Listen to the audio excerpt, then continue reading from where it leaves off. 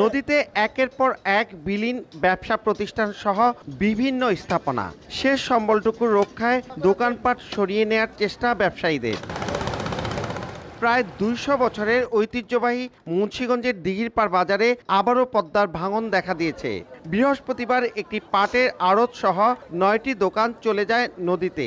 কামারপট্টিও নিশ্চিহ্ন প্রায়, ভেসে গেছে বাজার রক্ষা বাঁধের ব্লক ও জিও ব্যাগ। ভাঙনের মুখে মূলচর, সাতবচর ও কান্দারবাড়ি গ্রামের বাড়িঘরও। স্থানীয়দের অভিযোগ, অবৈধভাবে বালু উত্তোলন ও পানি উন্নয়ন বোর্ডের গাফিলতির কারণেই এ দশা। অনেকগুলো ঘর ছিল, তাড়াতাড়ি করে দৌড়াদৌড়ি করে সবাই মিললে আমাকে ভেঙে চুরা সারা লাগছে।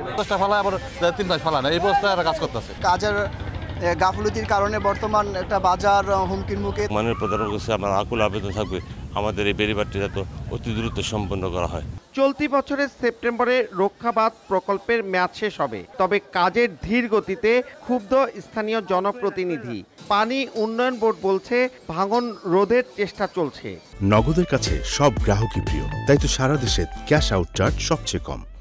আমাদের এখানে প্রতিনিয়ত জিওব্যাগ ফেলা হচ্ছে, কিন্তু ছোট মাঝারি বিভিন্ন ধরনের নৌযান প্রতিদিন প্রায় শত শত নৌযান এখানে এসে নোঙর করায় আমাদের বস্তাগুলো ক্ষতিগ্রস্ত হচ্ছে।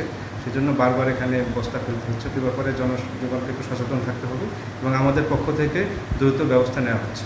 ভাঙন রোধে টঙ্গীবাড়ির দিঘিরপাড় থেকে লৌহজংয়ের শিমুলিয়া পর্যন্ত ১৩.৭০ কিলোমিটার এলাকা জুড়ে প্রকল্প গ্রহণ করা হয় ২০২১ সালের এপ্রিলে। প্রায় ৩ বছর আগে ৪৭৮ কোটি টাকার ভাঙন রোধ প্রকল্প গ্রহণ করা হলেও তার যথাযথ বাস্তবায়ন না হয় ঐতিহ্যবাহী দিঘিরপাড় বাজার পড়েছে ভাঙনের কবলে।